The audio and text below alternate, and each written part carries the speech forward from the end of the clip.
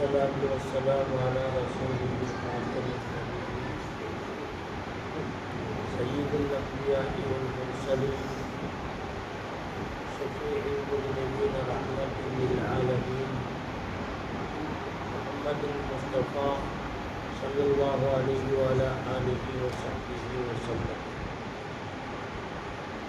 أما بعد فأعوذ بالله من الشيطان الرجيم. بسم الله الرحمن الرحيم.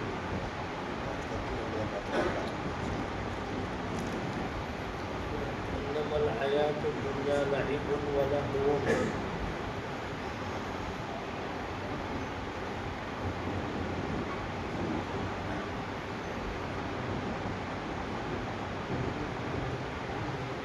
وإن الدار الآخرة لهي الحيوان لو كانوا يعلمون.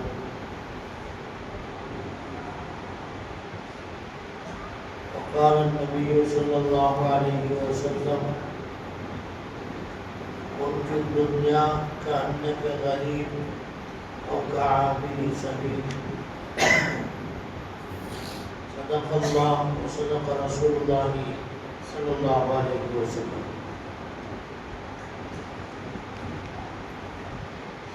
எல்லாம் வல்ல அல்லாஹ்வின் பேரருளால்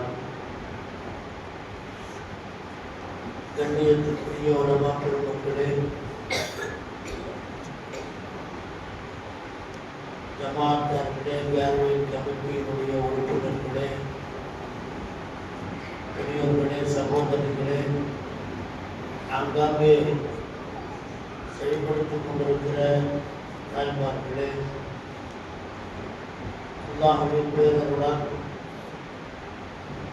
தொடர்ந்து 7 நாட்களாக சையதுனா கௌசுல்லா அமர் ஷேக் அப்துல் காதர் ஜீலானி அப்துல்லாஹ் சுன்னஹுல் அஸீஸ் அவர்களுடைய வாழ்க்கையினுடைய பல்வேறு பகுதிகளை சரித்திர அடிப்படையிலே நமக்கு பாடம் புகழ்த்துகின்ற ரீதியிலே நீங்கள் கேள்விப்பட்டிருப்பீர்கள். இன்றைக்கு 7வது தினம், கடைசி தினமாக இருக்கிறது. சில காரியங்கள் மட்டும் இங்கே பேசி இன்ஷா அல்லாஹ் முடிவுக்கு கொண்டு வர விரும்புகிறேன். நாம் ஆண்டுதோறும் கேட்டுக்கொண்டிருக்கிற ஒரு செய்தி தான்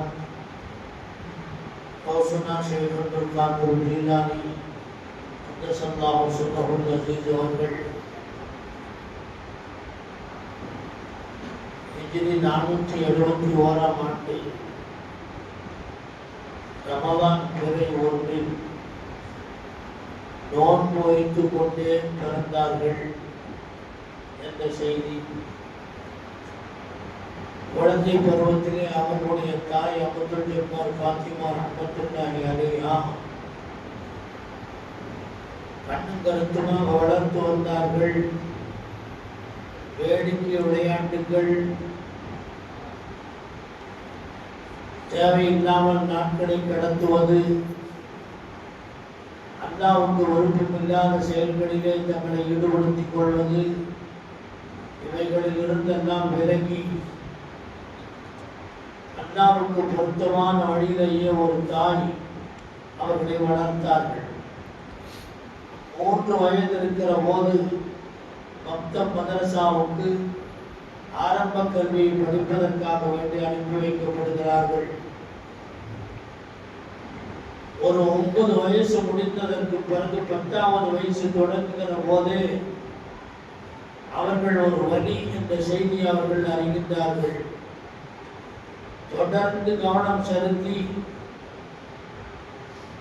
ஏறத்தாழ 17 ஆண்டுகள் நிறைவு பெற்றதற்கு பின்னால் உயர்கல்வியை படிப்பதற்காக வேண்டி 18வது வயதிலே புறப்பட்டு பகதாதுக்கு சென்று அங்கே 7 ஆண்டு காலங்கள் படித்து 25 வயது முடிந்ததற்கு பிறகு அவர்கள் பகதாதினுடைய உலக பிரசித்தி பெற்ற ஒரு கலாச்சாரையிலிருந்து அவர்கள் பாதுகாக்கின்றார்கள், ஆலிமாகின்றார்கள்.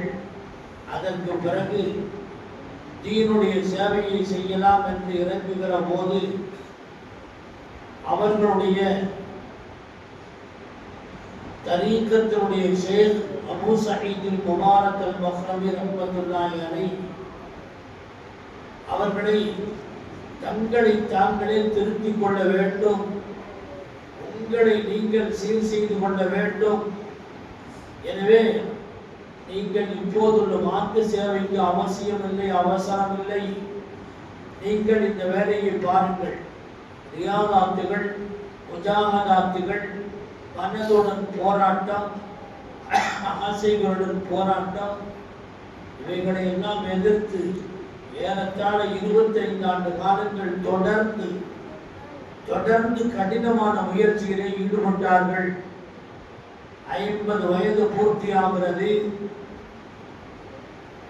அவர்கள் முதலிலே இல்முக்கு முக்கியத்துவம் கொடுத்தார்கள். அவருடைய தாயும் தந்தையும் இல்முக்கு பிறகு சலாஹ் என்பது சீர்திருத்தம் என்பதற்கு முக்கியத்துவம் கொடுத்தார்கள். அது 25 ஆண்டு காலம். பொதுவாகவே இல்முடைய ஈடுபாடு என்பது உலகத்திலேயே அல்லாஹ்வால் படைக்கப்பட்ட நியமத்துகளிலேயே மிக சிறந்த அமல் அது ஒன்றுதான். முக்கியமான ஒரு கட்டம் ஒரு மனிதனுக்கு வாலிபத்தினுடைய அந்த பருவம், அதுதான் எல்லா சாதனைகளையும் சாதித்து காட்டுகிற ஒரு பருவம். அது பெரும் பெரும் சயின்டிஸ்டுகள் எல்லாம், இந்த உலகத்திலே சாதனை புரிந்தவர்கள் எல்லாம் அவருடைய வாலிப வயதிலே பெரும் சாதனையை நிகழ்த்தி இருக்கிறார்கள். இவர்கள் வாலிப பருவத்தில் என்ன சாதனையை நிகழ்த்தினார்கள் என்று பார்த்தால், இல்முடைய ஈடுபாடு. தாயும் சரி, தந்தையும் சரி, அவர்களுக்கு ஆலோசனை சொன்னவர்களும் சரி, இதை விட சிறந்த அமல் வேறு எதுவும் இல்லை. தீனுடைய இல்மை கற்றுக்கொள்வது அவ்வளவு முக்கியமான ஒரு சின்ன செய்தி. ஜிப்ரீல் அலைஹிஸ்ஸலாம் அவர்கள் வருகின்றார்கள். அவர்கள் போகும்போது ஒருவரை சந்திக்கிறார்கள். அவரை பார்த்து சொன்னார்கள், உங்களுக்கு இன்னும் 1 மணி நேரம் தான் ஆயுள் காலம், உங்க ஆயுசு முடியறதுக்கு இன்னும் 1 மணி நேரம் இருக்குது, அதுக்கு பின்னால் நீங்க மௌத்தாயிருவீங்க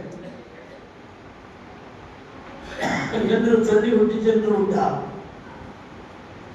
இவருக்கு கை கால் உதவு, என்ன செய்யன்னு தெரியல. மௌத்துக்கு தயார் தான், ஆனா இந்த 1 மணி நேரத்தில் நான் என்ன செய்வேன், எதை செய்வேன்? நபிகள் ரசூலுல்லாஹி ஸல்லல்லாஹு அலைஹி வஸல்லம் சென்று ஆலோசனை கேட்டார்கள். யா ரசூலுல்லாஹ், என்னுடைய ஆயுள் இன்னும் ஒரே 1 மணி நேரம் இருக்கிறது, நான் எதிலே ஈடுபடுத்துவது? நாயகம் ஸல்லல்லாஹு அலைஹி வஸல்லம் அவர்கள் நபில் தொழுது கொண்டே இருங்கள் என்று சொல்லவில்லை, வேற சதகா தர்மங்கள் செய்து கொண்டே இருங்கள் என்று சொல்லவில்லை, நோன்பு, ஜக்காத், ஹஜ் இதற்கெல்லாம் எதையும் ஆலோசனை சொல்லவில்லை. குறுகிய நேரம் நான் என்ன செய்வது? பெருமானார் ஸல்லல்லாஹு அலைஹி வஸல்லம் அவர்கள் சொன்னார்கள், நீங்கள் இல்மிலே ஈடுபாடு கொள்ளுங்கள். மௌத்து வரைக்கும் இல்மிலே ஈடுபாடு கொள்வது இருக்கிறதே, அதை விட மிகப்பெரிய சிறந்த நியாமத்து வேற எதுவும் இருக்க முடியாது. எனவேதான் தீனை கற்றுக்கொள்வது இருக்கிறதே அவ்வளவு முக்கியத்துவம் வாய்ந்த ஒன்று. எனவேதான் அல்லாஹ்வுடைய நியாமத்துகளிலேயே வைத்து மிக சிறந்த நியாமத்து அது ஒன்றுதான். 25 ஆண்டு கால வாழ்க்கையை அதிலே செலவழித்தார்கள். ஆலிமான உடனே அடுத்தவர்களுக்கு உபதேசம், மக்களை சீர்திருத்துவது என்பதற்கு முன்னால் பெருமானார் ஸல்லல்லாஹு அலைஹி வஸல்லம் அவருடைய சுன்னத்தில் ஒன்று என்ன?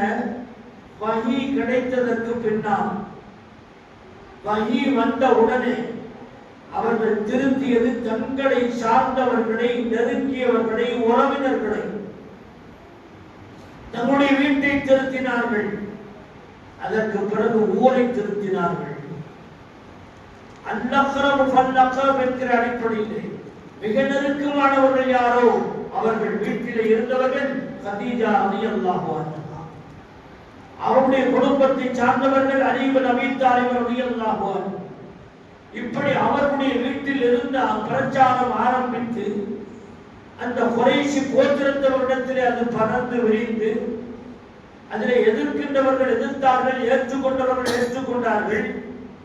கடைசியாக மக்காவிலே அந்த பிரச்சாரம் எடுபடவில்லை, எதிர்ப்புகள் வளர்ந்தன. அல்லாஹ் ஜல்ல ஷானு வ தஆலாவுடைய திட்டம் வேறு. மக்கா அல்ல, மதீனாவை அல்லாஹ் தேர்ந்தெடுத்து வைத்திருந்தார். அல்லாஹ்வுடைய திட்டப்படி மதீனாவுக்கு சென்றார்கள். இஸ்லாம் வளர்ந்தது. அங்கு பிரச்சாரங்கள் முடுக்கிவிடப்பட்டன. பெருமானாருடைய சுன்னத்தின் அடிப்படையிலே உங்களை நீங்கள் திருத்துங்கள், உங்களுடைய குடும்பத்தை அதற்கு பிறகு திருத்துங்கள், உங்களுடைய நண்பர்கள் நெருங்கியவர்களை திருத்துங்கள், உலக மக்களை திருத்துங்கள். அதே அடிப்படையிலே தான் பெருமானார் ஸல்லல்லாஹு அலைஹி வஸல்லம் அவருடைய பாட்டையிலே தான்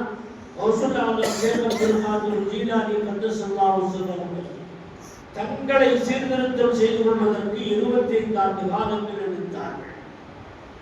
25 வருடங்களுக்கு பின்னால் சுமார் அவருடைய வயது 50 வயதாகிறது. பக்குவம் அடைந்து விட்டார்கள். ஒரு பக்குவ நிலைக்கு வந்து விட்டார்கள்.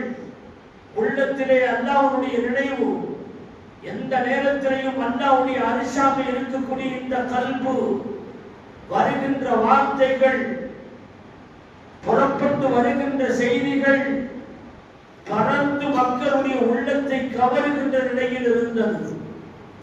அல்லாஹ் ஒரு நாவுக்கு ஒரு தகுதியை தந்திருந்தான், ஒரு பவரை அல்லாஹ் தந்திருந்தான், அவருடைய கல்வுக்கு அல்லாஹ் ஒரு பவரை தந்திருந்தான். அதன் மூலமாக மக்களை சீர்திருத்தம் செய்தார்கள்.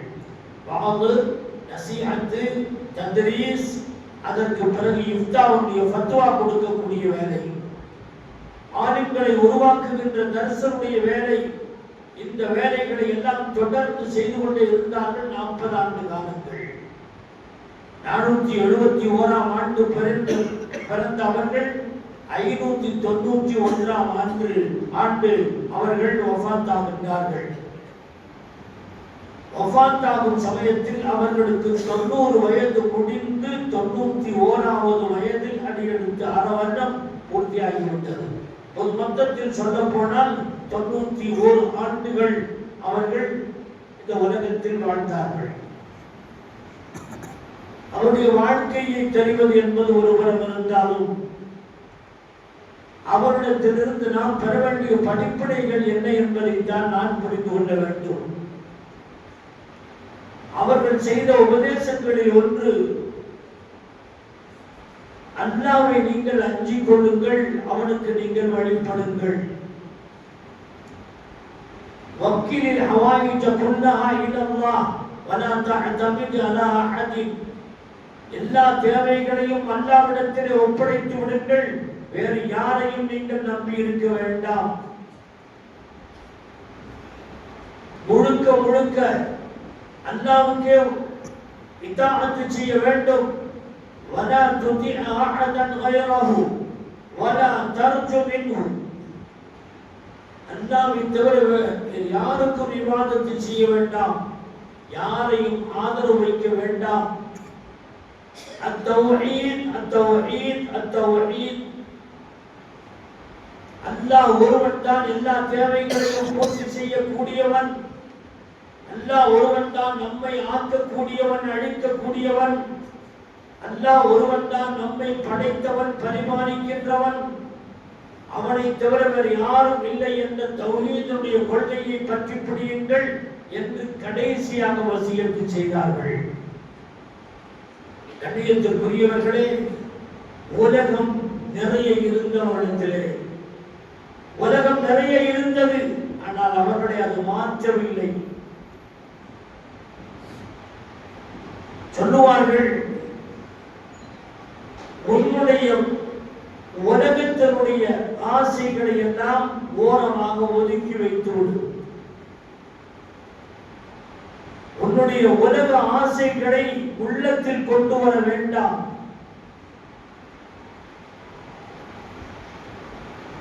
உன்னுடைய அந்த உலகத்தினுடைய மஹப்பத்தை உன்னுடைய கையில் வை அல்லது உன்னுடைய கல்பில் வை.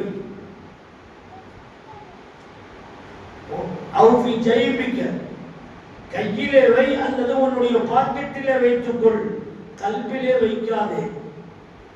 கல்வி வரைக்கும் உள்ள போயிடக்கூடாது. நம்ம சொல்லுவோம் சாதாரணமா கப்பல், அந்த கப்பல் ஓடுறதுக்கு தண்ணி தேவை. கப்பலை சுத்தி தண்ணி நிற்கும், தேவைதான், இல்லைன்னா கப்பல் ஓடாது. கப்பலுக்கு தேவை தண்ணீர். ஆனா அந்த தண்ணி உள்ள வந்துடக்கூடாது. உள்ள வந்தா எல்லாம் சேர்ந்து நாசம். எனவே கப்பலுக்கு வெளியிலே இருப்பதுதான் அதற்கு தேவையான ஒன்று. அதே போன்று காசு வழங்கல் வேண்டாம், மனைவி மக்கள் வேண்டாம், உறவுகள் வேண்டாம், நட்புகள் வேண்டாம் என்று இஸ்லாம் சொல்லவில்லை. நீங்கள் எல்லாம் வைத்துக் கொள்ளுங்கள், கையிலே வையுங்கள், ஜேபிலே வையுங்கள், கல்வியிலே கொண்டு போகாதீர்கள். இதுதான் சுகுதி என்று சொல்லப்படுகின்ற ஒன்று. அல்லாஹ்வுக்காக வேண்டி எல்லாவற்றையும் துறந்து மறந்து அல்லாஹ்வை மாத்திரமே கை கொண்டு அவனுடைய நினைவிலேயே வாழ்வதற்கிறதே இதற்கு பெயர் சுகுதி. கௌசல்யானம் ஷேக் அப்துல் காதர் ஜீலானி கதஸல்லாஹு ஸல்லல்லாஹு அலைஹி அவர்கள் அப்படித்தான் இருந்தார்கள். நிறைய காசு வளங்கள் இருந்தன, ஆனால் அவர்களை அது மாற்றவில்லை. ஒரு சஹாபி ஒருவர், அவங்களுக்கு முன்னால நிறைய திருகங்களும் தீனார்களும் கொண்டு போய் போடப்பட்டன. அவர்கள் சொன்னார்கள், வெள்ளை நாணயங்களே, யா பைமா யா சஃப்ரா, வெள்ளை நாணயங்களே, அதாவது திருகங்களே, மஞ்சள் நாணயங்களே, அதாவது தங்கங்களே, என்னை நீங்கள் மாற்ற முடியாது என்று சொன்னார்கள். நாயகத்தையோ சஹாபாக்களையோ அந்த காசு வளங்கள் மாற்றவில்லை, வலிமார்களையும் அது மாற்றவில்லை. கோடிக்கணக்கிலே சொத்து வைத்திருந்தவர்கள், ஆட்சி அதிகாரத்தில் இருந்தவர்கள், இப்ராஹிம் அதஹம் ரஹ்மத்துல்லாஹி அலைஹி அவர்களை போன்றவர்கள் எல்லாம் தூர எரிந்து விட்டு, தூக்கி எறிந்து விட்டு, தீன், இஸ்லாம், ஈமான் இதுதான் முக்கியம் என்று கடைசி வரை இருந்து மரணித்தவர்கள், அல்லாஹ்வை அடைந்தவர்கள் இந்த பெரியார்கள். கணியத்திற்குரியவர்களே, நம்முடைய பெரியோர்கள் உதாரணம் சொல்லுவார்கள், மீன் இருக்குது, மீனுக்கு வழி, மீன் எங்க இருக்குது? உப்பு தண்ணியில கிடக்குது. அதை எடுத்தோம்னா கொஞ்ச நேரத்தில் உப்பா மாறிடும். உப்புக்குள்ளதான் அது கிடக்குது, ஆனா அந்த மீனுக்குள்ள உப்பு இல்லை. மீனை பொறிக்கும் போது உப்பு வேணும்னா நாம வெளியில இருந்தா போடணுமே தவிர, அதான் உப்புக்குள்ளேயே இருந்துச்சுன்னு சொல்லி நீங்க உப்பு போடாம இருந்துச்சுன்னா சப்பல் இருக்கும், அது ஒண்ணுமே இருக்காது, பிக்கப்படுது. உப்பு தேவைன்னா நம்ம தான் போடணும். அது மாதிரி அதுக்கு என்ன தேவையோ அது வெளியில் இருக்கிறது, உள்ளே வரவில்லை. அதே போன்று காசு வளத்தினுடைய ஆசை உள்ளே இருக்கக்கூடாது, வெளியிலே இருக்க வேண்டும். இது வலிமாரிடத்திலிருந்து நாம் எடுத்துக்கொள்ள வேண்டிய ஒன்று. கௌசல்யானம் ஷேக் அப்துல் காதர் ஜீலானி கதஸல்லாஹு ஸல்லல்லாஹு அலைஹி அவர்களுக்கு அடிக்கடி பலரும் உதவிகள் செய்வது உண்டு, ஆனால் எந்த உதவியையும் ஏற்றுக்கொள்ள மாட்டார்கள். அரசாங்கத்திலே ஆண்டு கொண்டிருந்த கலீஃபா முஸ்தஜித் பில்லா அவர் கேள்விப்படுகிறார், இவர் என்ன செய்யறாரு, என்ன வேலை செய்யறாரு, எப்பப்பாரு உட்கார்ந்து வாசனை செஞ்சுட்டே இருக்கிறாரு, மக்களுக்கு உபதேசம் செஞ்சுட்டே இருக்கிறாரு. ஆனா வர்றவங்க எல்லாம் சாப்பிட்டு இருக்கிறாங்க. சாப்பாடுல எப்பப்பாரு சாப்பாடு வளர்ந்துட்டே இருக்கும், பந்தி நடந்துகிட்டே, விருந்து உபசாரம் நடந்துகிட்டே இருக்கும். எங்கிருந்து ஒரு சம்பாதிக்கிறாரு, எப்படி வருது? அல்லாஹ்வால அவருக்கு புரியல. அல்லாஹ் ஜல்லஷானுவத்தாலா ஒருத்தருக்கு கயிறை நாடிட்டான்னு சொன்னா அவங்களுடைய கல்வில இத்தாஅத்து இபாதத்துடைய ஆசையை அதிகமாக போட்டு காசு மடங்கள் வர்ற வழி தெரியாம யர்சுகுஹு மின் ஹைஸு லா யஹ்தஸிபு, அவர்களே எண்ணி பார்க்காத விதத்தில் அல்லாஹ் அவர்களுக்கு ரிஸ்கை கொண்டு வந்து சேர்த்து விடுவான். நமக்கே தெரியாது. சும்மா கடையில போய் உட்காருவாங்க, கொஞ்ச நேரம் வியாபாரம் பண்ணுவாங்க, அவங்களே பொதுவா சொல்றேன். நல்ல மனிதர்களை சொல்லுகிறேன், அல்லாஹ்வின் மீது தவக்குல் உள்ளவர்களை சொல்லுகிறேன். தீனுக்காக வேண்டி துன்யாவுக்காக வேண்டி தீனை வழிபேசுகின்றவர்கள் இருக்கின்றார்களே அவர்களை அல்ல. இந்த வழிமார்கள் எப்படிப்பட்டவர்கள் என்று சொன்னால், கொஞ்ச நேரம் அதுக்காக வந்து உழைக்கணும், நல்லா உழைச்சி சாப்பிடுங்கன்னு சொல்லியிருக்கான், உழைப்பாங்க. ஆனா பெரிய அளவுல இதுக்காக வேண்டி எப்பப்பான் இதுலயே கிடக்கும், எப்பப்பான் இதுலயே தொழுகைக்கு வாங்கப்பா, எங்கப்பா தொழுகைலாம் நேரம் கடையில் இருக்க நேரமே கிடைக்க மாட்டேங்குது, சாப்பிட கூட நேரம் கிடைக்க மாட்டேங்குது, நீங்க எங்க தொழுகை கூட்டணும் அப்படின்னு சொல்றோம். இந்த நிலைமை நம்முடைய நிலைமை. கொஞ்சம் உட்கார்ந்தா ஒரு 10 ரூபா வருமானம் வரும்னு நினைக்கிறோம். இன்னும் கொஞ்ச நேரம் உட்கார்ந்தோம்னா ஒரு 100 ரூபா ஒரு சரக்கு விற்கும் அப்படின்னு சொல்லி நினைக்கிறோம். ஒரு டாக்டர் அடுக்கிறவா கொஞ்ச நேரம் உட்கார்ந்தோம்னா 2 கன்சல்டிங் ஃபீஸ் ஒரு 500 ரூபா 1000 ரூபாய் கிடைக்கும் அப்படின்னு நினைக்கிறோம். இப்படியே இபாதத்தை விட்டு தன்னுடைய சொந்த காரியங்களுக்கு முன்னுரிமை வழங்கக்கூடியவர்கள் வாழ்ந்த காலத்திலே காலமெல்லாம் இதற்காக வேண்டியே செய்து உழைத்துக் கொண்டிருந்தார்கள். அவருடைய வேலையிலே அல்லாஹ் பார்த்து கொண்டார். கப்பல்கள் சரக்குகள் கப்பலில் வந்து இறங்கும், ஏற்றுமதியாகும், இறக்குமதியாகும், காசு பணங்கள் தானாக வரும். இவர்கள் தீனுடைய வேலையை செய்து கொண்டிருப்பார். இப்ப கலீஃபா முஸ்தஜித் பில்லாஹ் இன்னொரு ஆளு அந்தால் இவங்களுக்கு ஏதாவது கொடுக்கணும்னு நினைச்சிட்டு தங்க காசுகள் நிறைந்த 2 பை அந்த பையை கொண்டு போய் கொடுங்கன்னு சொல்லி ஆளுநர் மூலமா கொண்டு வர சொன்னான். கலீஃபா முஸ்தஜித் பில்லாஹ் அவங்களுக்கு முன்னால போய் வண்டி இட்டு அமர்ந்து அவர்களுக்கு அதவு மரியாதைகளை எல்லாம் செய்து அதற்கு பிறகு கொண்டு வரப்பட்ட அந்த 2 பைகளை கொடுக்கிறார்கள். அதுவரை ஒன்றும் செய்யல. அவர் மஜ்லிஸிலே உட்கார்ந்து இருக்காரு. எந்திரிச்சாங்க. எந்திரிச்சு அந்த 2 பைகளையும் அப்படியே புடிகிறான்.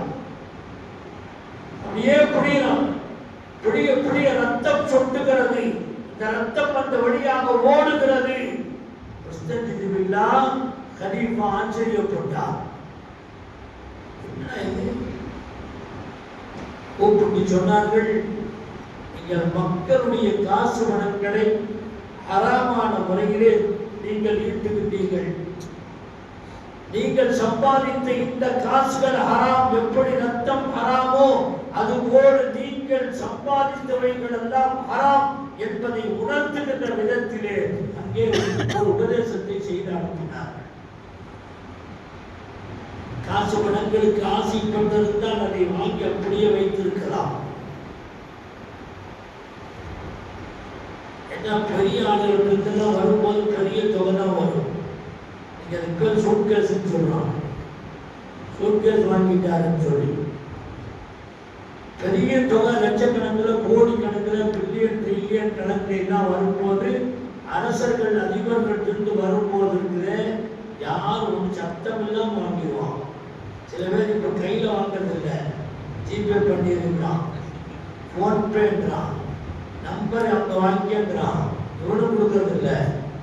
அப்போ மாமூல் எங்கிருந்து வருதுன்னு தெரியாது. இவனுக்கு அந்த மாதிரி ஒரு காலகட்டம் நாம் இங்கே நினைத்து பார்க்கின்றோம். ஷேக் அப்துல் காதர் ஜீலானி கதஸல்லாஹு சிர்ரஹுல் அஸீஸ் அவர்கள் அடுத்தவருடைய காசுக்கு ஆசைப்படாதவர்கள், அடுத்தவர்கள் எந்த பொருளுக்கும் ஆசைப்படாதவர்கள், தாங்கள் மற்றவர்களுக்கு வாரி வாரி கொடுப்பார்கள் தவிர யாரிடத்திலிருந்தும் அவர்கள் வாங்கிக் கொள்ள மாட்டார்கள். இவ்வளவு பெரிய சகாபத்துள்ளவர்களாக இருந்தார்கள். இது பெருமானார் ஸல்லல்லாஹு அலைஹி வஸல்லம் வழிமுறை. இது சுஹுத் என்பது வழிமாருடைய வாழ்க்கையிலே நாம் பார்க்க முடியும். ஏன்னா என்ன அர்த்தம்? கல்விலே அல்லாஹ்வை வைத்துக் கொண்டு கைருல்லாவின் பக்கம் கவனம் செலுத்துகிற போது அதிக கவனம் செலுத்தாமல் அல்லாஹ்வின் பக்கம் அதிகம் கவனம் செலுத்தி ஆகிரத்தின் பக்கம் தன்னுடைய அதிகமான சிந்தனையை செலுத்துகின்றவர்கள் ஜாஹித் ஃபித் துன்யா ராகிபுன் ஃபில் ஆகிரா. உலகத்திலே பற்றத்தவர்களாக இருந்தாலும் ஆகிரத்திலே அவர்கள் ஆர்வம் உள்ளவர்களாக அல்லாஹ்வுடைய லிகாவை ஆசைப்படக்கூடியவர்களாக, அல்லாஹ்வுடைய நேரடியான சந்திப்பை ஆசைப்படக்கூடியவர்களாக அவர்கள் இருப்பார்கள். அந்த வகையிலே தான் ரசூலுல்லாஹி ஸல்லல்லாஹு அலைஹி வஸல்லம் அவர்கள் சாதாரண பாயிலே படுத்துறங்கியவர்கள். ஒரு முறை உமர் இப்னு கத்தாப் ரலியல்லாஹு அன்ஹு அவர்கள் வருகின்றார்கள். ஒரு கட்டல், கயிறுகளால் வேயப்பட்ட ஒரு கட்டில். அந்த கட்டல் மேல படுத்திருக்காங்க. விரிப்புகள் எதுவுமே இல்லை. வஅஸலுஹு அலா ஜத்திஹி, அதனுடைய அடையாளங்கள் எல்லாம் விலா எலும்பிலே பதிந்திருக்கிறது. கயிற்று கட்டல், அந்த கயிற்று கட்டல்ல படுத்திருக்கிறாங்க. அந்த கயிறுடைய அச்சு அடையாளம் விலா எலும்பு பக்கம் தெரிகிறது. இதை பார்த்த உமர் இப்னு கத்தாப் ரலியல்லாஹு அன்ஹு அவர்கள், யா ரசூலல்லாஹ், உடைய தலையணையை பார்த்தால் ஈத்த மரத்தினுடைய காய்ந்து போன இலைகளை எல்லாம், சப்பைகளை எல்லாம் உள்ளே தெளித்து அதை தலையணையாக மாற்றி வைத்திருக்கிறீர்கள். இதோ உங்களுடைய உடம்பு மேனியிலே இந்த கட்டலுடைய கயிற்றினுடைய வடு, அதனுடைய தழும்பு நான் பார்க்கின்றேன் என்று சொன்ன போது, தாங்கள் நினைத்தால் உயர்தரமான மாளிகையில் இருந்து நல்ல உயர்தரமான படுக்கையிலே படுத்துறங்க முடியும். பெரும்பெரும் அரசர்கள், அதிகாரிகளை எல்லாம் நான் பார்க்கின்றோம். தாங்கள் இப்படி இருக்கின்றீர்களே, உங்களுக்காக வேண்டி ஒரு நல்ல விழிப்புக்கு ஏற்பாடு செய்யட்டுமா என்று உமர் இப்னு கத்தாப் ரலியல்லாஹு அன்ஹு அவர்கள் கேட்டபோது அவர்கள் சொன்ன வார்த்தை, பெருமானார் ஸல்லல்லாஹு அலைஹி வஸல்லம் சொன்ன வார்த்தை, மாலி வலி துன்யா, எனக்கும் துன்யாவுக்கும் என்ன தொடர்பு இருக்கிறது என்று சொன்னார்கள். துன்யா இருக்கிறதே, தாருமன் லா தாரலஹு, யாருக்கு இருப்பிடம் இல்லையோ, யாருக்கு உலகம் இல்லையோ, ஆகிரத்து இல்லையோ, அவர்களுக்கு தான் இந்த துன்யா. யாருக்கு ஆகிரத்து இருக்குமோ அவர்களுக்கு இந்த துன்யா நிரந்தரம் இல்லை என்ற கருத்து அதற்கு. அல்லாஹ்வும் அதைத்தான் சொன்னார், வஇன்ன தாரல் ஆகிரத லஹியல் ஹயவான், தாருல் ஆகிரத் இருக்கிறதே, மறு உலக வாழ்க்கை, உண்மையான வாழ்க்கை என்பது அதுதான். லஹியல் ஹயவான், தாருல் ஆகிரத். தாருல் சொன்னா வீடுன்னு ஒரு அர்த்தம் இருக்கு. ஆனா வலிமான்களை பொறுத்தவரையில் இந்த துன்யாவை ஒரு கழிவறை மாதிரி நினைப்பாங்க, குப்பை கொட்டுற இடம் மாதிரி நினைப்பாங்க, கழிவுகளை கொட்டக்கூடிய கக்கூஸ் மாதிரி நினைப்பாங்க. அங்க யாராவது சுகமா போய் உட்கார்ந்துட்டு வரலாம், தூங்கிட்டு வரலாம்னு நினைப்பானா? கக்கூசுக்குள்ள போன உடனே எப்படா வெளியே வருவோம் தான் இருக்கும். பரவாயில்ல, டைல்ஸ் எல்லாம் போட்டுருக்கு, ஒரு மணி நேரம் கொஞ்சம் படுத்து எடுத்து போகலான்னு யாராவது நினைப்பாங்களா? நினைக்கவே மாட்டாங்க. ஏன்? அது அந்த மாதிரி உள்ள இடம் தங்கறக்குள்ள இடம் அல்ல. தங்கறக்குள்ள இடம் எது? அல்லாஹ் சொல்லுகிற வார்த்தை அங்கு ஆகிரத்து தான். இது தங்குவதற்குரிய இடம் அல்ல.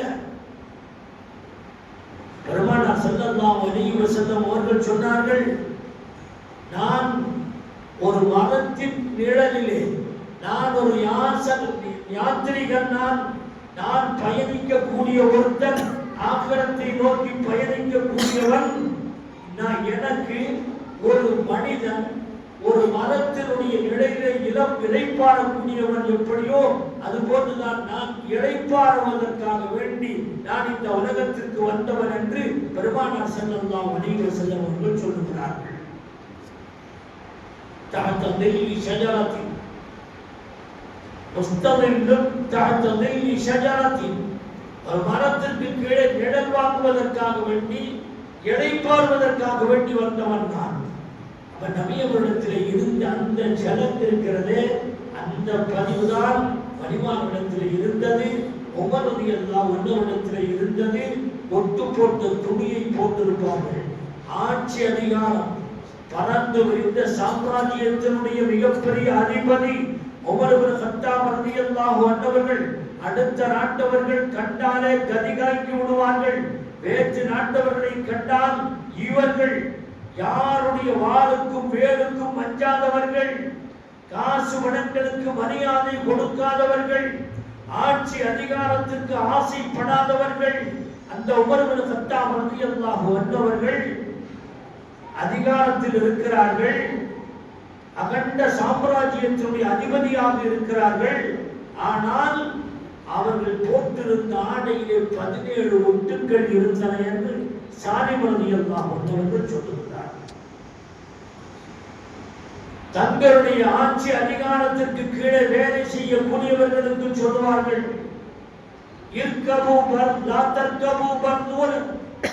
நீங்கள் உயர்தரமான மிருதுவான வாகனங்களில் வாகனிக்க வேண்டாம், உயர்தரமான உணவுகளை உண்ண வேண்டாம், உயர்தரமான ஆடைகளை அணிய வேண்டாம். மிருதுவான ஆடைகள் அன்றைக்கு விலை அதிகம், கட்டியான ஆடைக்கு விலை கம்மி. சொன்னார்கள், மிருதுவான நைசான ஆடைகளை அதிகாரிகள் அணியக்கூடாது. அதிகாரியுடைய வாசல்கள் எப்போதும் திறந்திருக்க வேண்டும். தேவை உள்ளவர்கள் தங்களுடைய தேவையை சொல்ல வருகின்ற போது வாசல் திறந்திருக்க வேண்டும் என்று சட்டம் போட்டவர்கள் உமர் இப்னு கத்தாப் ரலியல்லாஹு அன்ஹு. அவருடைய ஆட்சி காலத்திலே அதிகாரிகள் வசதியுடன் வாழ்ந்திருக்க முடியவே முடியாது. ஒப்பந்தம் சேர்க்கிற நேரத்திலேயே, பதவியிலே நியமிக்கிற ஒரு நேரத்திலேயே அவர்களுக்கு போடுகின்ற கண்டிஷன் இதுதான், நீங்கள் ஆடம்பர வாழ்க்கை மேற்கொள்ளக்கூடாது, ஆடம்பரமான வாகனத்தை வைத்திருக்க கூடாது. அவன் எவ்வளவு பெரிய பணக்காரனாக இருந்தாலும் சரி, கட்டியான ஆடை நான் அணிய வேண்டும் என்று ஒப்பந்தம் பேசி முடிக்கப்பட்டதற்கு பிறகுதான் பதவியை கொடுப்பார்கள் அவர்கள். இது நபிகள் நாயகம் ஸல்லல்லாஹு அலைஹி வஸல்லம் அவருடைய சுஹுதுடைய அந்த வெளிப்பாடுகளுடைய தாக்கம் சஹாபாக்களிடத்தில் இருந்தது, வலிமார்களிடத்தில் இருந்தது. குறிப்பாக ஒரு சொன்னாலும் ஷேக் அப்துல் காதிர் ஜீலானி கத்தஸல்லாஹு ஸல்லல்லாஹு அலைஹி வஸல்லம் இருந்தது. நாம் கேள்விப்பட்டிருப்போம், சம்பவங்கள் சொல்லுவதற்கு நேரமில்லை, சொல்லுகின்றேன். 25 ஆண்டு காலங்களில் அவர்கள் வயிறு நிரம்பி இருந்த காலத்தை விட பசி பட்டினியோடு இருந்த காலம்தான் அதிகம். 12 காலங்கள் உணவு உண்ண மாட்டார்கள், பல நாட்கள் உணவு உண்ண மாட்டார்கள், பல நாட்கள் தண்ணி குடிக்க மாட்டார்கள். இந்த உடலை வருத்தி கொண்டு அல்லாஹ்வுக்கு இபாதத்து செய்கின்ற போது நஃப்ஸ் துடிக்குமையானால் நஃப்ஸை அடக்குவதற்காக வேண்டி நஃப்ஸ் என்ன கேட்கிறதோ அதை கொடுக்க மாட்டார்கள். 25 ஆண்டு காலங்களில் அவர்கள் பட்ட கஷ்ட நஷ்டங்கள் கொஞ்சம் நெஞ்சம் அல்ல. ஆக 25 காலங்களுக்கு பின்னால் பக்குவமாகிறோம், கல்வி பக்குவமாகிறோம். பொதுவாகவே வழிமார்களுடைய வழிமுறையும் இதுதான். இஃப்ரா இம்லா கான நபி ஸல்லல்லாஹு அலைஹி வஸல்லம் யுஃப்ரிகு சும்மா யம்லஉ. என்ன செய்வாங்க? கல்பல இருக்கக்கூடிய கெட்ட குணங்களை எல்லாம் எடுத்து வெளியேற்றுவார்கள். அதற்கு பின்னால் நல்ல குணங்களை கொண்டு நிரப்புவார்கள். சூஃபியாக்களுடைய வலிமார்களுடைய சுலோக சொல் என்னவென்று சொன்னால், அத்தஹ்லியா பாத தஹ்லியா. முதல்ல காலி பண்ணு, அதற்கு பின்னால் அதை அழகுபடுத்தி அலங்காரப்படுத்து. ஷோகேஸ் இருக்குதுன்னு சொன்னா ஷோகேஸுக்குள்ள குப்பை எல்லாம் கிடக்குது, தூசி இருக்குது அப்படின்னா முதல்ல அந்த குப்பை தூசி அதில் இருக்கக்கூடிய எல்லா குப்பைகளையும் வெளியில எடுத்து போடுங்க. போட்டதுக்கு பின்னால அதுல கொண்டு போய் ஷோகேஸ்ல ஷோவான பொருளை கொண்டு போய் அழகான பொருளை வைக்க அழகா தெரியும். குப்பை எல்லாம் இருக்கும் போதே அந்த அழகான பொருளை கொண்டு போய் வச்சுக்கிட்டா அதனுடைய அழகு தெரியாம போயிடும். அது மாதிரி தான் உங்களுடைய கல்வியில் இருக்கக்கூடிய கெட்ட குணங்களை முதல்ல வெளியேற்றி அதற்கு பிறகு நல்ல குணங்களால் உங்களுடைய உள்ளத்தை அலங்காரம் செய்யுங்கள். இதுதான் இஃப்ராம் இம்லா என்பதனுடைய தத்துவம். தஹ்லியா பாத தஹ்லியா என்று சூஃபியாக்கள் சொல்வதனுடைய தத்துவம் அதுதான். அந்த அடிப்படையிலே தான் 25 ஆண்டு காலங்கள் தஹ்லியாவுடைய வேலை நடந்தது. உள்ளத்தில் இருக்கின்ற இருக்கின்ற எல்லா அழுக்குகளையும் வெளியேற்றினார்கள்.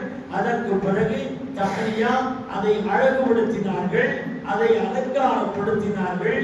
அல்லாஹ்வுக்கு முன்னாலே அது அர்ஷுர் ரஹ்மானாக மாறியது, மலக்குகள் வந்து போகும் இடங்களாக மாறியது, வாரிதாத்துகள் என்று சொல்லப்படுகின்ற நல்ல எண்ணங்களுடைய போக்குவரத்து ஸ்தலமாக அது மாறியது. அது மாறியதற்கு பிறகுதான் அவருடைய வாழ்க்கை ஜொலித்தது. 50 ஆண்டு காலங்களுக்கு பின்னால் அவருடைய வார்த்தையிலே ஒரு ஸ்பிரிட் இருந்தது, அவருடைய செயல்களிலே ஒரு பரவல் தன்மை இருந்தது, மற்றவர்களை போய் அடைந்தது. கண்ணியத்திற்குரியவர்களே, இதனுடைய வெளிப்பாடு என்ன?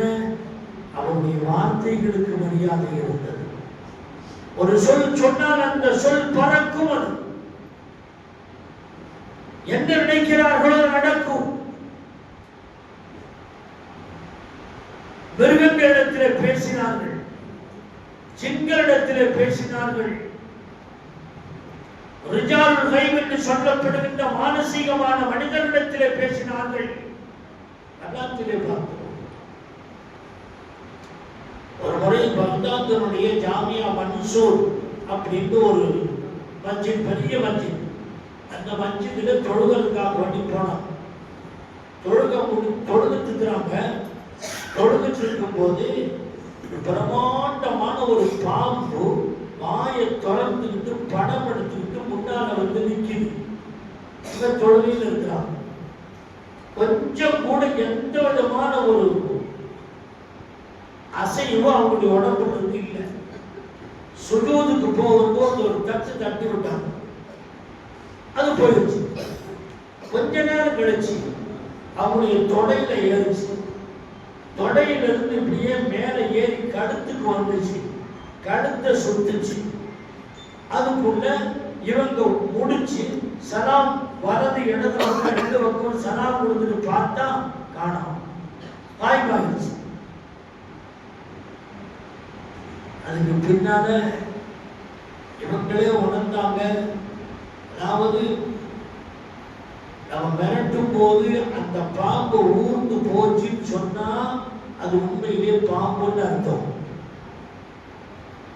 நம்ம பார்த்துட்டு இருக்கவே அது கண்ணுக்கு காணாம எங்க தெரியாம போயிருச்சுன்னு சொன்னா அது பாம்பல்ல, ஜின்னு அர்த்தம்.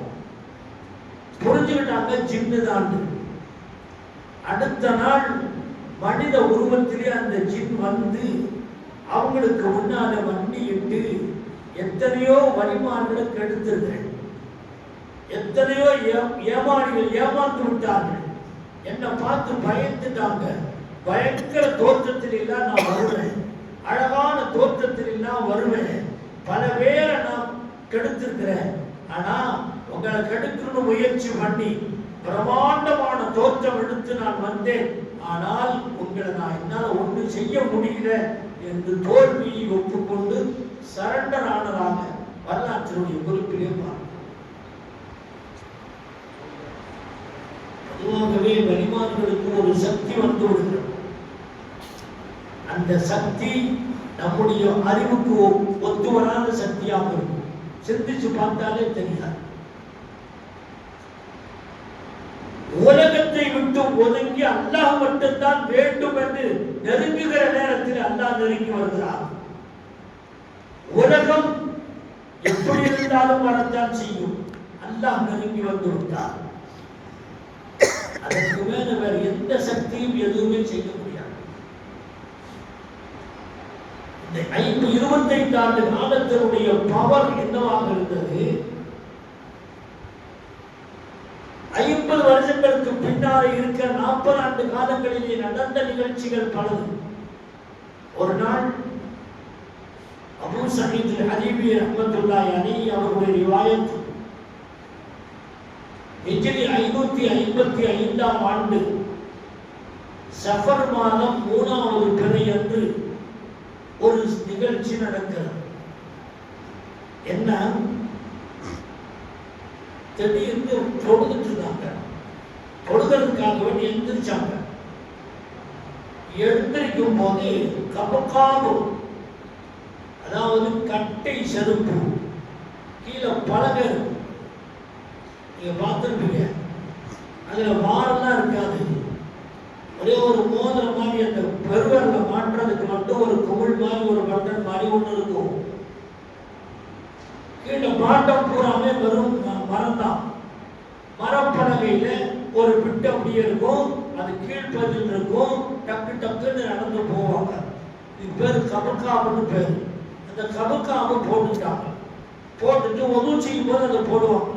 ஒது செய்யறதுக்காக வேண்டி அந்த கபக்காவை போட்டுட்டு ஒது செஞ்சுட்டு வந்து உட்கார்ந்தாங்க. உட்கார்ந்த இடத்துல திடீரென்று அந்த செருப்புல ஈரம் அப்படியே இருக்குது.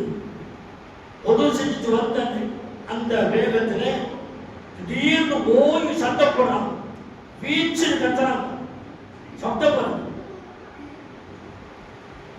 அதுக்கு பின்னாடி இந்த செருப்படுத்து ஓங்கி அடிக்கிறாங்க. எங்கேயோ போகுது. இன்னொரு முறை அதே போல வீச்சு கத்துறாங்க. இந்த செருப்படுத்து வீசுறாங்க. யாருக்கு எதுவுமே தெரியல. மஸ்ஜிதில் இருக்கிற ஆளுகள்லாம் முடிக்கிறாங்க.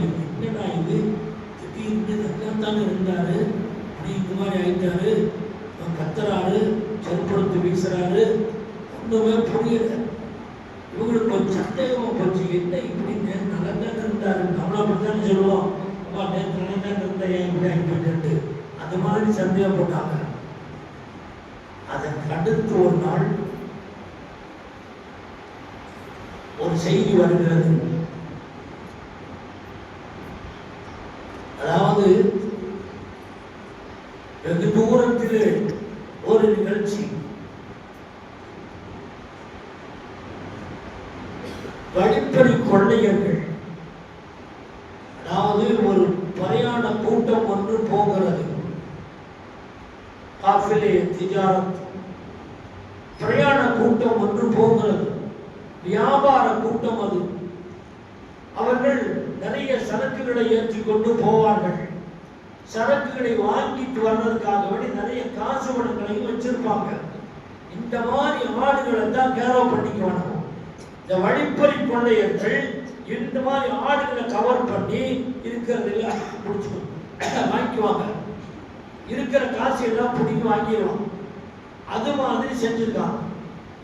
காசு பணத்தை எல்லாம் கொடுத்துட்டோம். நாங்கள் அவங்க சொல்றாங்க, ஒரு முறை எங்களை வழிப்பறி கொள்ளையர்கள் கவர் அப்படியே எங்களை சுற்றி சூழ்ந்து விட்டார்கள். எங்களிடத்தில் இருக்கின்ற வியாபார சரக்குகளை எல்லாம் பிடுங்கிக் கொண்டார்கள். காசு பணங்களை எல்லாம் எடுத்துக் கொண்டார்கள். அப்போது நாங்கள் எங்களுடைய மனதிலே நினைத்தோம், நாம் கௌசல் ஆதமுடைய ஹல்காவில் இருக்கக்கூடியவர்கள், நம்முடைய பொருள்கள் எல்லாம் திரும்ப கிடைக்க பெற்று நம்முடைய உயிருக்கும் ஆபத்து இல்லாமல் ஆனால் அல்லாஹ் நமக்கு சலாமத்தான வாழ்க்கையை கொடுப்பானே. ஆனால்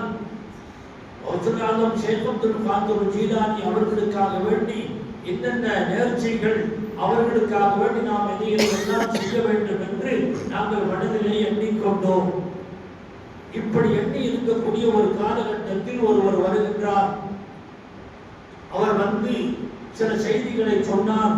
அவர் கூட வேறு சிலர்களும் இருக்கின்றார்கள். சில செய்திகளை சொன்னார். அப்போது நாங்கள் எங்களுடைய சிரமங்களை எல்லாம் நாங்கள் சொன்னோம். இந்த மாதிரி வந்தா எங்களை எல்லாம் வழிப்பறி கொள்ளையர்கள் இந்த மாதிரி கொள்ளையடிச்சுட்டு போயிட்டாங்க என்று சொன்ன போது அவர்கள் சொன்னார்கள், ஒரு செய்தியை நான் எனக்கு தெரிந்தவரை நான் சொல்லித் தருகின்றேன். ஒரு நாள்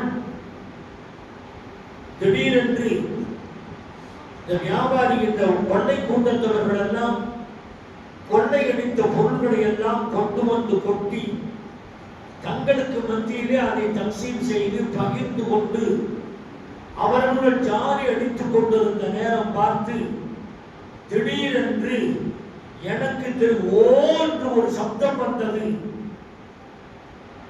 திடீரென்று செருப்பு வந்து விழுந்தது. என்ன டேட்டுன்னு கேட்டான்.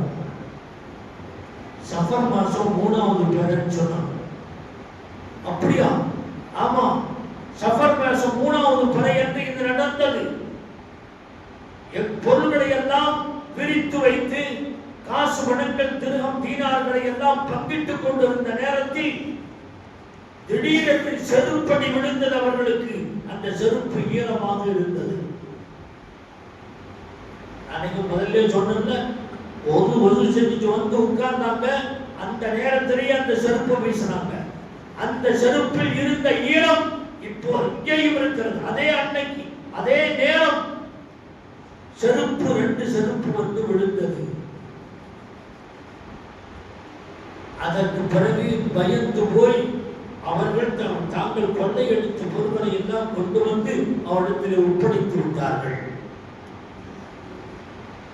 திரும்பி போய் பார்த்தேன், சொல்லக்கூடிய ஆள் சொல்றாரு, நான் திரும்பி போய் பார்த்தேன், அவர்களிலே 2 பெரும் அரச குடும்பத்தை சேர்ந்த 2 தலைவர்கள், இதற்கு காரணமாக இருந்தவர்கள் 2 பேரும் செத்து கிடக்கிறார்கள். பக்கத்தில் 2 செருப்பு இருக்கிறது என்று சொன்னார். சொல்ல வருகிற செய்தி என்ன? ஜின்னுகள் ஷைத்தான்களை எல்லாம் மிகைத்தவர்கள் கௌசுல் ஆதம் ஷேக் அப்துல் காதிர் ஜீலானி கத்தஸல்லாஹு அலைஹி வஸல்லம். எதிரிகள் எங்கோ மற்றவர்களை தாக்கிக் கொண்டிருக்கிற போது அல்லாஹ்வுடைய உதவியால் இவர்கள் அவர்களை தாக்குகின்றார்கள் என்று சொன்னார். இது வலிமாவுடைய வாழ்க்கையில் நீங்க பார்த்தீங்கன்னா வழிநடுக்க கிடைக்கும். நம்முடைய வாக்கியாத்து சாலியாத்தினுடைய ஸ்தாபகர் ஷம்சுல் உலமா ஷா அப்துல் வஹாப் அல் காதிரி அலா ஹஸரத் ரஹ்மத்துல்லாஹி அலைஹி அவருடைய வாழ்க்கையில நடந்த ஒரு சம்பவம்.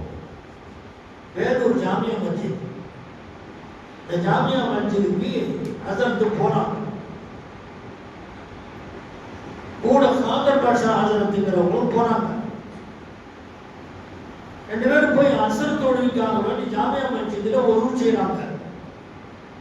ஜாமியா மஸ்ஜித் நீங்க இன்னைக்கு போய் பார்த்தீங்கன்னாலும் அந்த மஸ்ஜிதுடைய ஓரத்துல தான் ஹவுஸ் இருக்கும். அந்த ஹவுஸ்ல ஒது செஞ்சுட்டு இருந்திருக்காங்க. அதே அளவு அன்னைக்கு தான் அதே மாதிரி தான் இருந்தது. ஹவுஸ்ல ஒது செஞ்சுட்டு இருக்கிற சமயத்துல திடீர்னு எல்லா முசல்லிகள்லாம் ஒது செஞ்சுட்டு இருக்கிறாங்க. இவங்க திடீர்னு தண்ணியை வாரி இறக்கிறாங்க. இது நடந்த சம்பவம் இது காதர் பாஷா ஹஸரத் அவர்கள் அறிவித்தது. திடீரென்று வாரி வாரி தண்ணி இறக்கிறாங்க. இதே மாதிரி தான் ஹஸரத் நல்லா தான் இருந்தாங்க. பெரிய ஹஸரத் இப்படிலாம் செய்யறாங்களே எல்லாருக்கும் ஆச்சரியம். பக்கத்தில் இருந்த காதர் பாஷா ஹஸரத்துக்கு தஜ்ஜுபாச்சி என்ன இது நல்லா ஹஸரத் இப்படி இருந்தாங்களே இந்த மாதிரி செய்யறாங்களே எல்லாம் சந்திகள்லாம் உதவி செஞ்சுட்டு இருக்கிறாங்க. அவங்க மேலெல்லாம் தண்ணியை வாரி இறக்கிறாங்க. இது என்ன பெரிய சராதத்து மாதிரி என்ன தெரியுது, ஆனால் என்ன ஹிக்மத்துன்னு தெரியலையே. நமாஸ் முடிஞ்சது, தொழுது வெளியில் வந்தாங்க. வந்ததுக்கு பின்னால் ஹஸரத்துக்கு மெதுவாக கேட்டாங்க, அதில் இந்த மாதிரி எல்லாம் உதவி செஞ்சுட்டு இருக்கும்போது அவங்களுக்கு தண்ணிகள் எல்லாம் வாரி வாரி எடுத்து இறச்சிட்டீங்க, அவங்க மேலையெல்லாம் தண்ணி பட்டுருச்சு, என்ன இது எங்களுக்கே ஆச்சரியமா இருந்துச்சு அப்படின்னு கேட்டபோது அவர்கள் சொன்னார்கள்,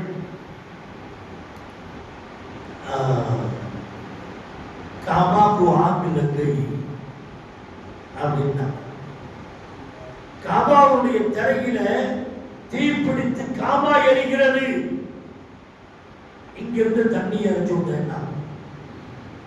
அப்பவும் புரியல அவங்களுக்கு. காபத்துல்லாஹ் அங்க எரியுது மக்காவில், இங்க வேலூர் ஜாமியா மஸ்ஜிதில் இருந்து ஹவுஸ்ல இருந்து தண்ணி இறைச்சா அங்க மக்காவுக்கு போகுமா? புரியல.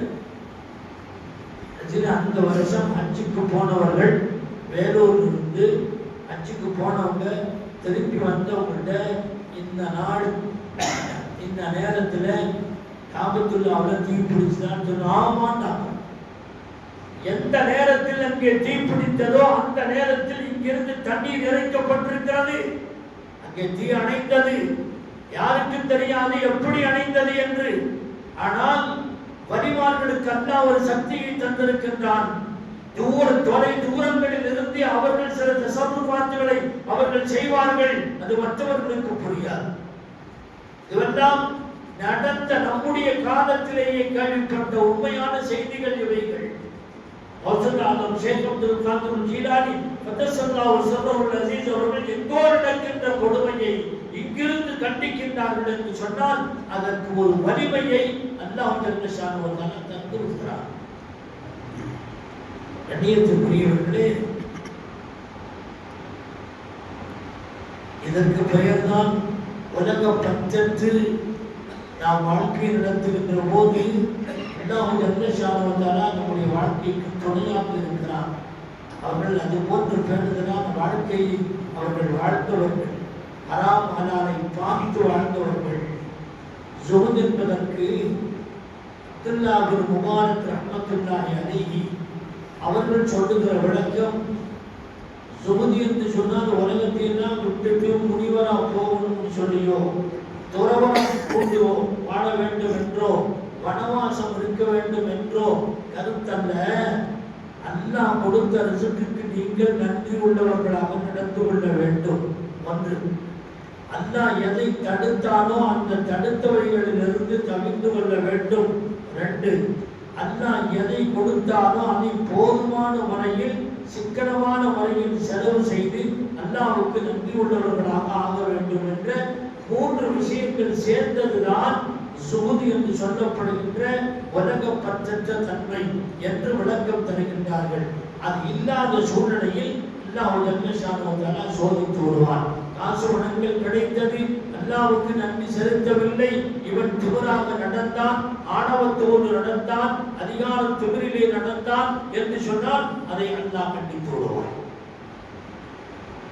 உலகத்தில் நடந்திருக்கிற செய்திகள் குர்ஆனிலே சொல்லுவான், லகத் கான லிஸபையின் ஃபீ மஸ்கனிஹிம் ஆயா ஜன்னத்தானி அன் யமீனின் வ ஷிமால்.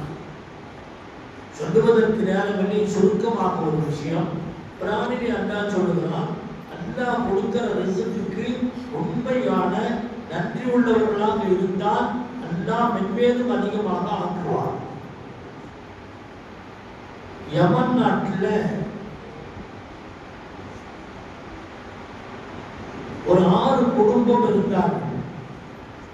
அது பல்கி பெருகி 12ஆக பல ஊர்களாக மாறியது. அதிலே சிலர்கள் யமனிலே இருந்தார்கள், 2 பேர் ஷாமுக்கு போய்விட்டார்கள். அவருடைய மக்களுடைய மக்கள் என்று பெருகி வந்தனர். யமன் நாட்டினுடைய தலைநகர் சன்ஆ, கேபிட்டல் சிட்டி அதுதான். அதுக்கு பக்கத்துல ஒரு பெரிய கௌமே சபா என்று சொல்லப்படுகிற ஒரு கூட்டம். சுலைமான் அலைஹிஸ்ஸலாம், பில்கீஸ் அம்மையார் அவங்கெல்லாம் அந்த கூட்டத்தில் சேர்ந்தவங்க தான். இந்த லகத் கான லிஸபஇன் கௌமே சபா, சபா என்ற இந்த கூட்டத்தினர்களுக்கு இருந்தது ஃபீ மஸ்கனிஹிம் ஆயா, அவர்கள் தங்கி இருந்த இடங்களிலே ஒரு அத்தாட்சி. ஜன்னதானி அன் யமீனின் வ ஷிமால், வலது பக்கத்திலேயோ இடது பக்கம் 2 பக்கத்திலேயோ பெரிய பெரிய மலைகள், பெரும் பெரும் மலைகள். அந்த மலைகளுக்கு நடுவில் இருக்கக்கூடிய விசாலமான இடங்கள், தோட்டங்கள், செழிப்பான தோட்டங்கள், பூங்காக்கள் இருந்தன. ஜன்னத்தானி அன் யமீனின் வ ஷிமால். தண்ணிக்கெல்லாம் எப்படி ஏற்பாடு செஞ்சிருந்தான்னு சொன்னா, டேம் இருந்துச்சு. இந்த டேம் 3 அடுக்குல இருந்துச்சு. அந்த கீழ் தட்டில் இருக்கிற தண்ணிகளை திறந்து விட்டாங்கன்னு சொன்னா அது நாடு பூரா அந்த தண்ணியே போதுமானது. அந்த பகுதியில் இருக்கக்கூடிய எல்லா இடத்துக்கும் அந்த தண்ணி போகும். கீழ்த்தளத்தில் இருக்கக்கூடிய, அதாவது 2 மலைகளுக்கு நடுவில் இருந்ததுனால பெய்யக்கூடிய எல்லா மழையினுடைய தண்ணி பூரா இந்த கணவாய்க்குள்ள தான் வரும். இந்த கணவாய்க்குள்ள வந்து இந்த டேமுக்குள்ள போயிடும். டேமுக்கு தண்ணி சேர்றது இப்படித்தான். இப்படி இருக்கும் போது உள்ள டேமுக்கு தண்ணி வந்துட்டே இருந்துச்சு. வரும் செலவாகும், வரும் செலவாகும். இப்படியே கீழ்ப்பகுதி முடிஞ்சிருச்சுன்னு சொன்னா அதுக்கு அடுத்த கட்டம் அந்த டேமுடைய மேல் தளத்துக்கு போவார்கள். அங்கிருந்து தண்ணி எடுப்பார்கள். அதுவும் முடிஞ்சிருச்சுன்னா ஃபர்ஸ்ட் மேல இருக்கக்கூடிய உச்சத்தில் இருக்கக்கூடிய அந்த ஃப்ளோர்ல இருந்து அந்த டேமுடைய அந்த பகுதியிலிருந்து தண்ணீர் வரும். இதை பாதுகாப்பதற்கு அல்லாஹ் என்னென்னலாம் ஏற்பாடு செஞ்சிருக்கான் பாருங்க. அல்லாஹ் அங்க எரி வந்து கொறிச்சிருங்கிறதுக்காக வேண்டி டேம், அந்த காலத்தில் உள்ள டேமுகள் எல்லாம் இந்த காரையில தான் செய்யப்படும். அதை கொறிச்சிருச்சுன்னு சொன்னா இந்த எலி, பெருச்சாளி இந்த மாதிரி உள்ளது வந்து கொறிச்சிருச்சுன்னு சொன்னா தண்ணி உள்ள இடம் டேமேஜ் ஆயிருச்சுன்னா, லீக்கேஜ் ஆயிருச்சுன்னு சொன்னா எல்லாமே நாசமாயிடும். அதனால அல்லாஹ் என்ன செஞ்சா, எலிகளை கவ்வி பிடிப்பதற்காக வேண்டி பிரமாண்டமான பெரிய பெரிய பூனைகள். இந்த பூனை ஒவ்வொன்றுமே புலிமாறு இருக்கும். அந்த பூனைகளை அல்லாஹ் வச்சிருந்தான். அந்த பூனைகளை பார்த்த உடனே எலி ஓடி போயிடும். இப்படி ஒரு பாதுகாப்பை அல்லாஹ் தந்திருந்தான். அந்த டேமில் இருந்து தண்ணீர் வரும். அந்த தண்ணீர் போகின்ற இடங்களிலே வலது இடது 2 மருங்கிலையும் பார்த்தால் அழகான செடி கொடிகள், வனப்பான செழிப்பான பசுமையான செடி கொடிகள். இடையில ஆறு ஓடுது, சொர்க்க மாதிரியே இருக்கும். இந்த பக்கமும் லைனா மரங்கள், 2 பக்கமும் லைனா மரங்கள். நடுவுல தெளிஞ்ச தண்ணி, அழுக்கான தண்ணி அல்ல, ஓரி மாதிரி உள்ளதல்ல, தெளிவான தண்ணி. அந்த தண்ணிக்குள்ளே இந்த பசுமையான காட்சிகள் எல்லாம் தெரியும். படபடபடவென்று இருக்கக்கூடிய தண்ணீர். அதை பார்த்தாலே அசிங்கம், பார்க்கறதுக்கு ஆச்சரியமா இருக்கும். மரங்கள், அதிலே பழங்கள். அந்த பழங்கள் எந்த அளவுக்கு இருக்குன்னு சொன்னா, ஒரு உதாரணம் சொல்லப்படுகிறது. ஒருத்தன் கூடையை வச்சுட்டு இங்கிருந்து அந்த கடைசி வரையும் போயிட்டு வந்தான்னா அவனுடைய கூட நிறைஞ்சிடும். அவன் கையால பறிக்க வேண்டியதே இல்லை. எந்த மரத்தையும் தொட்டு பறிக்க வேண்டியதே இல்லை. தானாக அந்த பழம் அவனுடைய கூடையில வந்து விடும். ஒண்ணுமே செய்ய வேண்டாம். ஒரு கூடையை இப்படி வச்சுக்கிட்டு அப்படியே போனா போதும். போயிட்டு திரும்பி வர்றதுக்குள்ள கூட பழங்களால் நிறைஞ்சிரும். எதையுமே பறிக்க வேண்டிய தேவையில்லை. அந்த மாதிரி ஒண்ணு. லகது கான லிஸபையின் ஃபீ மஸ்கனிஹிம் மாயா ஜன்னத்தானி அன் யமீனின் வ ஷிமால். வலது பாகத்திலேயும் இடது பாகத்திலேயும் தோட்டங்கள், துறவுகள், தோப்புகள். குலு மின் ரிஸ்கி ரப்பிக்கும். அப்படி ரிஸ்கை சாப்பிடுங்கள். வஷ்குரு லஹு. அல்லாஹ்வுக்கு நன்றி செலுத்துங்கள். பல்தத்துன் தய்யிபா. பல்தத்துன் தய்யிபான்னா என்ன? அழகான ஊர், அற்புதமான ஊர், நேர்த்தியான ஊர். விஷஜந்துக்கள் எதுவுமே கிடையாது.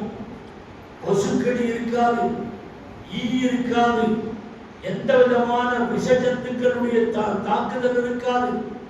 யாருக்கும் எதுவுமே, யாராவது வெளியூரிலிருந்து வந்து அவனுடைய உடம்புல ஏதாவது கிருமிகள் இருந்தா அந்த கிருமி அங்க வந்தா செத்து போயிடும்.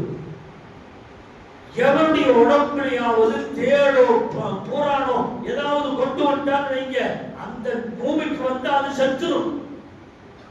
பந்தத்தும் தங்கி வந்து செழிப்பான ஊர், தண்ணி தேவையான அளவுக்கு அழகான உணவு வகைகள், பழங்கள் எல்லாம் கிடைச்சிட்டு இருந்துச்சு. இது மாதிரி ஒரு லக்ஸுரி லைஃப்னு சொன்னோமே, இது மாதிரி ஒரு அழகான வசதியான இடம் எங்கேயும் பார்க்க முடியாது.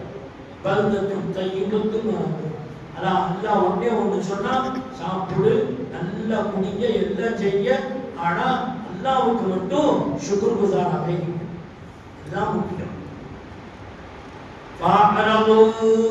அந்த மக்கள் அதை புறக்கணித்து விட்டார்கள். அல்லாஹ்வுக்கு நன்றி செலுத்தாமல் துரோகம் செய்தார்கள்.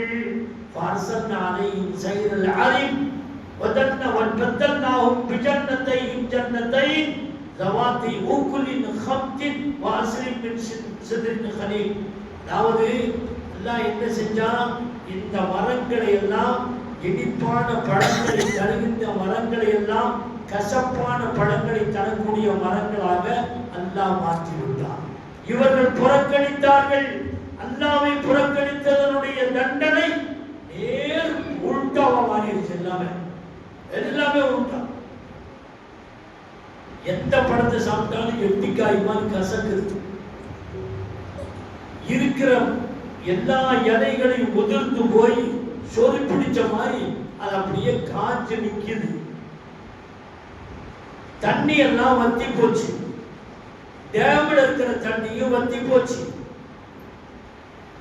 எந்த பூனை, எந்த எலியை அடக்குவதற்காக வேண்டி பூனையை எல்லாம் வைத்தானோ அந்த பூனையை விட இந்த எலி மிகைத்து விட்டது. எலி பூனையை கடிக்க ஆரம்பிச்சிருச்சு. பாதுகாப்புக்கு இருந்த பூனையும் போச்சு. எலி தன்னுடைய வேலையை செய்தது, அரித்தெடுத்தது, தண்ணீர் பெருக்கெடுத்து வந்தது. ஊரெங்கும் தெருவெங்கும் எல்லா இடங்களிலேயும் வெள்ளப்பெருக்கு ஏற்பட்டது. ஊர் மக்கள் எல்லாம் ஓடி போனார்கள். ஊர் நாசமா போய்விட்டது. என்ன காரணம்? இந்த தன்மை உலகத்தை விட்டு அல்லாஹ்வுடைய இதாஅத்தும் இபாதத்திலையும் ஈடுபட வேண்டும். இதற்கு பெயர் சுக்ரியா என்று சொன்னவே அந்த சுக்ரவனத்திலே இல்லை, துரோகம் செய்தார்கள், அல்லாஹ் தண்டனையை கொடுத்தான்.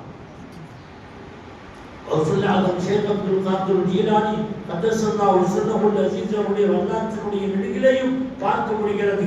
அல்லாஹ் ஜல்ல ஷானஹு வ தஆலா இந்த ஸுஹுதுக்காக வேண்டி கொடுத்தது மிகப்பெரிய நன்மையை அல்லாஹ் கொடுத்தான்.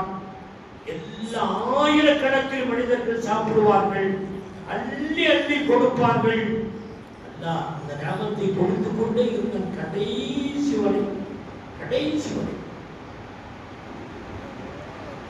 கடைசி நேரம் வரை அல்லாஹ்வுக்கு உகந்தவர்களாக இருந்து பெரும் சேவைகள் செய்து இந்த உலகத்திலே 10,000-கணக்கானவர்களை திருத்தம் செய்து 500க்கும் மேற்பட்டவர்கள் ஒரு வரலாற்றிலே வருகிறது. நஜரானுடைய நசாராக்கள் கிறிஸ்தவ மதத்தை சார்ந்தவர்கள் 500 பேர் ஒன்றா வந்து அப்படியே இஸ்லாத்தை ஏற்றுக்கொண்டார்கள். எத்தனை குடிகாரர்கள், கொள்ளையடித்தவர்கள், கொலைகாரர்கள், திருடர்கள், எத்தனை பேர். பதவி திருடர் தான், திருட வந்தவர் தான், அவருடைய வீட்டிலேயே திருட வந்தவர் கடைசியாக இஸ்லாத்தை ஏற்று அவர்களிடத்திலேயே உயர்த்தார். எத்தனை பேர் இருக்கிறார்? பல்லாயிரக்கணக்கான பேர்களை திருத்தி அமைத்தவர்கள், லட்சக்கணக்கான பேர்கள் இவர்கள் மூலமாக பலன் அடைந்தவர்கள்.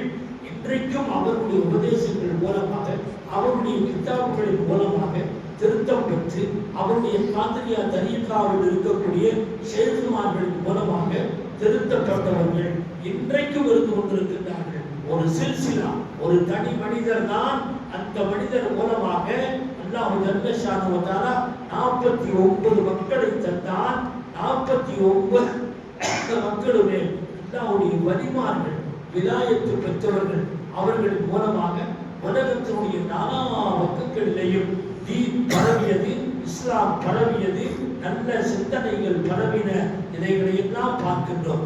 இத்தனை பெரிய சாதனைகளை ஒரு ஒற்றை மனிதன், ஒரே ஒரு ஆள் இப்படி எல்லாம் செய்துவிட்டு நம்மை விட்டு மறைந்தாலும் கூட, அவர்கள் இல்லாவிட்டாலும் கூட, அவருடைய மக்கள், அவருடைய முரீதீன்கள், அவருடைய அல்காவை சேர்ந்தவர்கள் என்று பல லட்சக்கணக்கான பேர் இன்றைக்கு உலகம் முழுவதும் பரவி இருக்கின்றார்கள். அவருடைய சேவை தொடர்ந்து நடந்து கொண்டிருக்கிறது. கண்ணியத்திற்குரியவர்களே, நாமும் இதே போலத்தான் நாம் நல்லவர்களாக வாழ்ந்து நம்முடைய மக்களையும் நல்லவர்களாக வாழச் செய்து நமக்கு பின்னாலே வாழுகின்ற சந்ததியினர்கள் நல்லவர்களாக இருந்து உலகத்தை திருத்தக்கூடியவர்களாக இருக்கும் போது நாம் வாழ்ந்த வாழ்க்கைக்கு ஒரு சரியான அர்த்தம் இருக்கும். நாம வந்தோம், வாழ்ந்தோம், சம்பாதிச்சோம், மோத்தா போயிட்டோம் என்று இருந்தால் நம்முடைய பிள்ளைகளை கூட திருத்துவதற்கு யோகியத அம்சம் நம்மிடத்தில் இல்லை என்று சொன்னால், இதை விட வாழ்க்கையிலே ஃபெயிலியர் என்பது, தோல்வி என்பது வேற எதுவுமே கிடையாது. நிறைய பேர் இப்படித்தான் இன்றைக்கு இருந்து கொண்டிருக்கிறார். தான் பெற்ற பிள்ளையை திருத்த முடியவில்லை, தான் கட்டிய மனைவியை திருத்த முடியவில்லை, தன்னுடைய ஊர்க்காரர்கள் உறவுக்காரர்களை திருத்த முடியவில்லை. எவ்வளவு பெரிய ஃபெயிலியர்! ஆனால் பெருமானார் ஸல்லல்லாஹு அலைஹி வஸல்லம் அவர்களும் சரி, ரசூலுல்லாஹ் போன்ற வலிமார்களும் சரி, பல்லாயிரக்கணக்கான லட்சக்கணக்கான பேர்களை திருத்தி தந்து விட்டுத்தான் இந்த உலகத்தை விட்டு விடைபெற்றிருக்கிறார்கள். எனவே அது போன்ற வாழ்க்கையை வாழ வேண்டும். அல்லாஹ்வுக்கு உகந்தவர்களாக, நன்றியுள்ள மக்களாக வாழ்வதற்கு முயற்சிக்க வேண்டும். ஷேக் அப்துல் காதிர் ஜீலானி கத்தஸல்லாஹு சிர்ரஹுல் அஸீஸ் அவருடைய வாழ்க்கை வரலாற்றினுடைய பல பகுதிகளையும் நாம் கேள்விப்பட்டிருக்கின்றோம். அதன்படி வாழ்வதற்கு முயற்சிக்க வேண்டும். அல்லாஹ் ஜல்ல ஷானஹு வ தஆலா நம் அனைவருக்கும் தௌஃபீக் தந்தல் புரிவானாக. ஆமீன். வாஹிரு தாவானா அல்ஹம்துலில்லாஹி ரப்பில் ஆலமீன்.